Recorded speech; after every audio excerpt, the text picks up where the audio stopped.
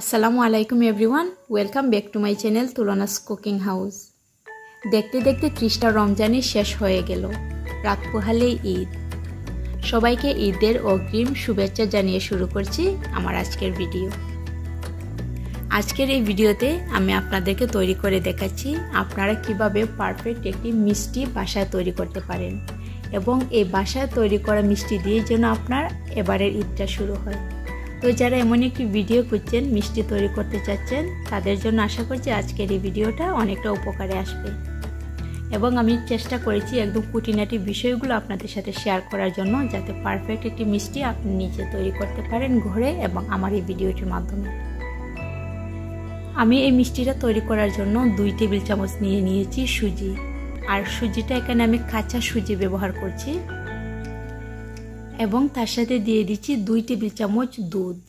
দুধটা আমি এখানে ব্যবহার করছি যেটা নর্মাল তাপমাত্রা দুধ, সেই দুধটা দিয়েই চেষ্টা করবেন এই সুজিটা ভিজিয়ে রাখার জন্য। গরম দুধ কিংবা ফ্রিজে রাখা দুধ দিতে যাবেন না, এতে করে মিষ্টি তৈরি করার সময় মিষ্টিটা ভালো হবে না। তো এই মিশ্রণটা আমি এভাবে 5 মিনিটের জন্য একটা সাইডে রেখে দিচ্ছি এবং ফিরছি আমি 5 মিনিট পরে। ইতিমধ্যে 5 মিনিট হয়ে গিয়েছে এবং আমার যে সুজির মিশ্রণটা সেটা ফুলে গিয়েছে, ফুলে ডবল হয়েছে। এখন আমি এর সাথে দিয়ে দিচ্ছি 2 টেবিল চামচ ময়দা। ময়দাটা আমি এখানে 2 টেবিল চামচ দিয়েছি, তবে আপনারা এর থেকে বেশি দিতে যাবেন না, এতে করে মিষ্টিটা কিন্তু ভালো হবে না। তৈরি করার পরে দেখবেন শক্ত হয়ে আছে ভেতরটা। সাথে দিয়ে দিচ্ছি আমি 1/2 চা চামচ বেকিং পাউডার। এখানে কিন্তু বেকিং পাউডার দিয়েছি, বেকিং সোডা ব্যবহার করলে হবে না, চেষ্টা করবেন আপনারা বেকিং পাউডারে দিতে। সাথে দিয়ে দিচ্ছি আমি 1 কাপ গুঁড়ো দুধ। গুঁড়ো দুধটা আপনারা যে কোনো ব্র্যান্ডের ব্যবহার করতে পারেন, আমি এখানে ডানোর যে মিল্ক সেটা ব্যবহার করেছি। সাথে দিয়ে দিচ্ছি 1 টেবিল চামচ বাটার। আমার কাছে ঘিটা ছিল না, তাই আমি বাটার দিয়েছি। আপনি বাটার অথবা ঘি দুটোই যে কোনো একটি ব্যবহার করতে পারেন, অথবা যদি তাও আপনার কাছে না থাকে সেক্ষেত্রে আপনি 1 টেবিল চামচ তেল দিয়ে দেবেন। এবং আজকের এই মিষ্টি তৈরির ক্ষেত্রে আমি কিন্তু ডিম ছাড়াই মিষ্টিটা তৈরি করছি। তো এখন সবগুলো উপকরণ আমি হালকা হাতে প্রথমে একটু মিশিয়ে নিচ্ছি, এতে করে যে বাটারটা আমি ব্যবহার করেছি সেটা মেল্ট হয়ে যাবে। এখন পরিমাণ মতন দুধ দিয়ে অল্প অল্প করে আমি একটা খামির তৈরি করে নিচ্ছি। দুধটা একসঙ্গে দিতে যাবেন না, এতে করে পরিমাণটা বোঝা যাবে না। অল্প অল্প করে যতক্ষণই আপনার প্রয়োজন হবে তখনই অল্প অল্প করে দিয়ে দেবেন। আমার খামিরটা মাখানো হয়ে গিয়েছে, দেখতে পাচ্ছেন অনেকটা সফট আছে। তবে এই রকম করেই কিন্তু তৈরি করতে হবে।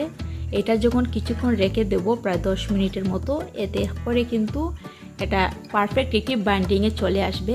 তাই এইরকম সফট টাইপের বাটারটা তৈরি করতে হবে। তো এইটা আমি 10 মিনিটের জন্য একটা সাইডে রেখে দিচ্ছি এবং ফিরছি 10 মিনিট পরে। দেখতে পাচ্ছেন এই যে আমি যে খামিরটা মাখিয়ে রেখেছিলাম এটা কিন্তু এখন অনেকটা শক্ত হয়ে গিয়েছে 10 মিনিট পরে। তো এবার আমি এখান থেকে অল্প অল্প করে হাতে নিয়ে মিষ্টি শেপগুলো তৈরি করে নেব। চেষ্টা করবেন যতটা পারেন মসৃণ করে এর উপরটা তৈরি করতে।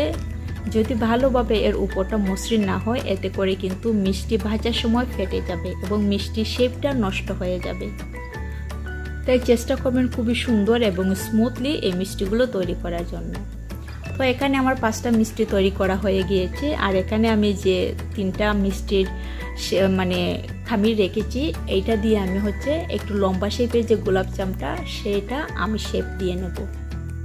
সেম করে এভাবে হালকা হাতে ঘষে ঘষে আমি উপরটা মসৃণ করে তারপরে আমি সেই শেপটা দেব।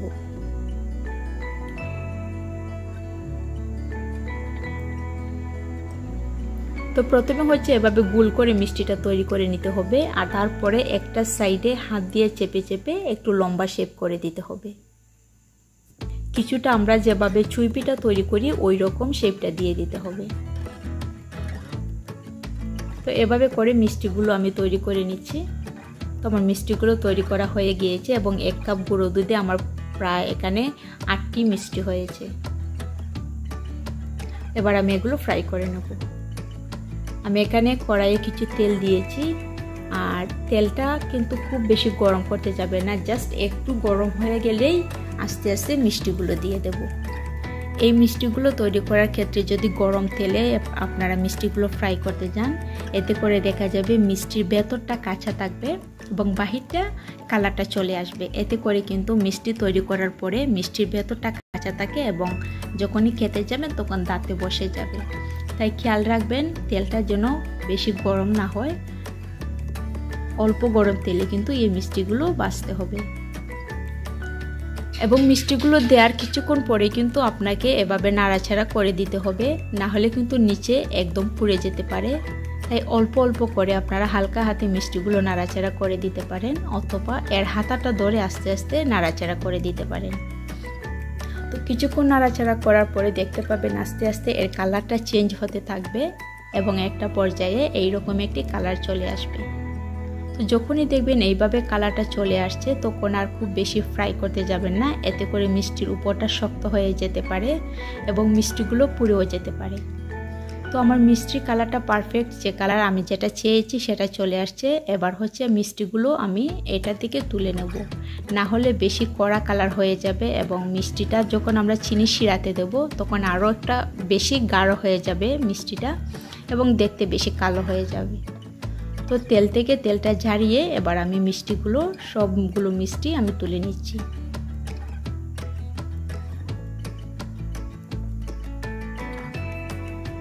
আমার মিষ্টিগুলো ফ্রাই করা অলমোস্ট ডান। এবার আমি চিনি শিরাটা তৈরি করব। আর এই মিষ্টিটা আমি এভাবে রেখে দিচ্ছি, এতে করে মিষ্টিটা ঠান্ডা হয়ে যাবে আর ওপর দিকে আমার চিনি শিরাটাও তৈরি করা হয়ে যাবে। চিনি শিরাটা তৈরি করার জন্য আমি এখানে 1 কাপ চিনি নিয়েছি, সাথে আমি দিয়ে দেব 1 কাপ পরিমাণে পানি এবং এটার একটা সুন্দর স্মেল আনার জন্য আমি এখানে 3টি এলাচি জাস্ট মাঝখান থেকে একটু ফাটিয়ে দিয়ে দিয়েছি। এবার অপেক্ষা করছি চিনিটা যখন এভাবে গলে যাবে এবং একটু বলক ফুটে যাবে, তারপরে হচ্ছে আমি মিষ্টিগুলো দেব।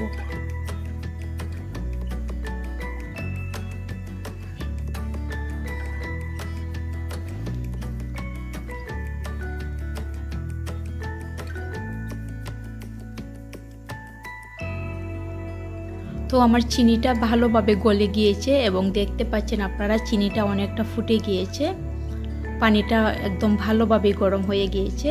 এবার হচ্ছে আমি মিষ্টিগুলো দিয়ে দেব। আর মিষ্টিগুলো আগে ফ্রাই করে রাখার অর্থই হচ্ছে আমি যখন চিনি শিরাটা তৈরি করব তার ফাঁকে কিন্তু মিষ্টিটা ঠান্ডা হয়ে যাবে। আর মিষ্টিটা কিন্তু চিনি শিরাতে দেওয়ার সময় অবশ্যই গরম থাকা অবস্থা দিতে যাবেন না। মিষ্টিটা যখন হাত দিয়ে ছোঁয়া যায়, এই মাত্রা যখন নর্মাল হয়ে আসবে গরমটা, তখনই কিন্তু মিষ্টিটা দিতে হবে। গরম মিষ্টি যদি আপনারা চিনি শিরাতে দিতে যান, চিনির শিরাটা থাকবে গরম এবং মিষ্টিটাও গরম, এতে করে কিন্তু মিষ্টিটা যখন তৈরি করে রেখে দেবেন তখন কিন্তু এভাবে ফুলকো থাকবে না, অনেকটা জুপসে যাবে। তাই চেষ্টা করবেন যখন হালকা গরম থাকবে ওই রকম অবস্থাতে কিন্তু মিষ্টিটা দিয়ে দেবেন। এবং এভাবে আমি ঢাকনাটা দিয়ে ঢেকে প্রায় 10 মিনিটের মতন এটা রান্না করে নেব। অবশ্যই চেষ্টা করবেন 10 থেকে 12 মিনিট রান্না করতে, এতে করে মিষ্টির ভেতরটা মানে চিনি শিরাটা ঢুকে যাবে এবং মিষ্টিটা অনেকটা সফট হয়ে যাবে।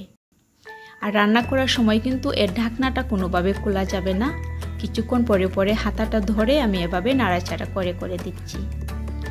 তো 10 মিনিট রান্না করার পরে মিষ্টিটা এখানে দেখতে পাচ্ছেন আপনারা তৈরি হয়ে গিয়েছে। এবার আমি ঢাকনাটা দিয়ে ঢেকে এভাবে 2 ঘন্টার জন্য রেখে দিচ্ছি, এতে করে মিষ্টিটা পারফেক্টলি তৈরি করা হয়ে যাবে এবং মিষ্টির ভেতরটা অনেকটা রসালো হবে, চিনির শিরাটা টেনে যাবে। তো আমার মিষ্টিটা সম্পূর্ণভাবে ঠান্ডা হওয়ার পরে এখন আমি পরিবেশন করে দেখাচ্ছি আপনাদের। আপনারা দেখলেই বুঝতে পারছেন আশা করছি যে আমার মিষ্টিটা পারফেক্ট তৈরি হয়েছে কিনা। আশা করছি আপনাদের কোনো রকমে কোনো দ্বিধাবোধ নেই যে আমার মিষ্টিটা তৈরি করাটা কেমন হয়েছিল। তাই সব রকম দ্বিধাবোধ কাটানোর জন্য আমি এখান থেকে মিষ্টি একটা কেটে আপনাদের দেখাচ্ছি আমার মিষ্টির ভেতরটা কেমন হয়েছে। তো এই ছিল আমার আজকের আয়োজন। আপনাদের সবাইকে আবারও ঈদের অগ্রিম শুভেচ্ছা জানিয়ে আমার ভিডিওটি শেষ করছি। সবাই ভালো থাকবেন, সুস্থ থাকবেন। আল্লাহ হাফেজ।